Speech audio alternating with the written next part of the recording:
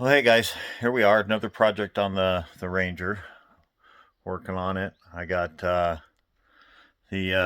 front wheel off, and what I'm working on is when I did the rough country lift, it came with blocks for the bump stops, and with those blocks on there, it really limits how much the suspension can move. And I'm going to show you real quick. Let me flip this. So here we are. And these were the blocks that came with it for the lift.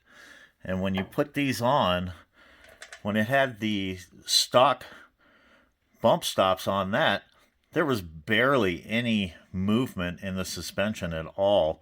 So I cut the blocks. And you can see I cut them off to give it some movement. But it's still not enough. It like the suspension barely moves. Going through dips and stuff, you can feel it bottom out.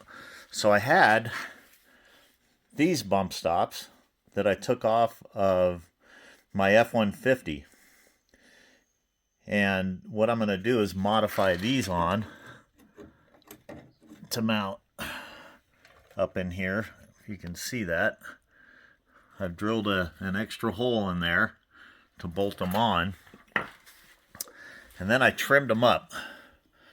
So I trimmed it up like this, so that way I can get some more suspension travel out of this thing.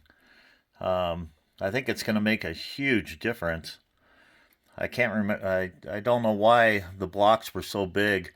I was just going to cut the aftermarket blocks and weld them, and just make new ones. But I thought that using these other softer bump stops from the F-150, because I put airbags on it for ride control for hauling. But these ones, they seem to have a fairly soft material. So I'm going to try those, and if it's not quite enough, I can always cut them a little bit shorter. So anyway, I'm going to go ahead and get those on there, and I'll show you what it looks like all bolted up. All right? Okay, so there it is, all bolted in. It's all nice and tight. And I don't know how much you can tell, but it has quite a bit more room for travel now than this old one did. If you look at that, that's, a huge difference. And that should make the ride a lot nicer and give us a lot more travel now. I guess that's probably why some of the trails that we were out on just seemed to be so bumpy, is that it was just bottoming out on that bump stop. So now this should make it a lot better. But time to do the other side. But just thought I would share with you guys to let you see what I was doing to cure that problem. If you do this 5-inch lift, these things are just way too long. So I would recommend either modifying them dramatically yourself by cutting them.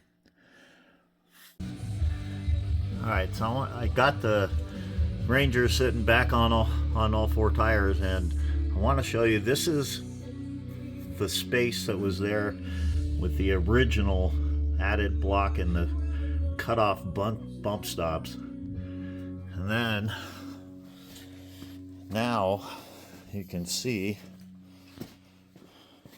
where I did the driver's side already, and look at that.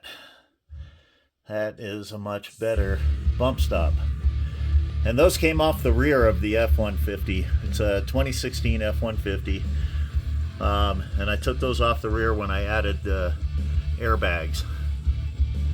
So now I'm going to go do the passenger side. Okay, so here it is. I've got the passenger side is now done, drilled out and mounted. And you can tell it's just, I moved it, it's a little off center from there, but because it's bigger, I needed that clearance in there. And I think it's going to be just fine sitting off center like that. And then I used one of the mounting holes for the tab that keeps it from spinning around, and the other tab just sits on the outside of the mounting bracket. And it does line up pretty good on the A-arm, so I'm curious to see how well they're going to work out. And you can really see, if you look up here, I didn't clean the shaft on the shock off. You can see right where it was actually, the suspension was stopping. It wasn't traveling up any higher than that. And it should go, you know, much further. It should come at least up in here. So, well, a little update to the Ranger. It's been a constant piece of work for the last couple of years. I will try to post more videos when I have time. All right, thanks for watching, guys.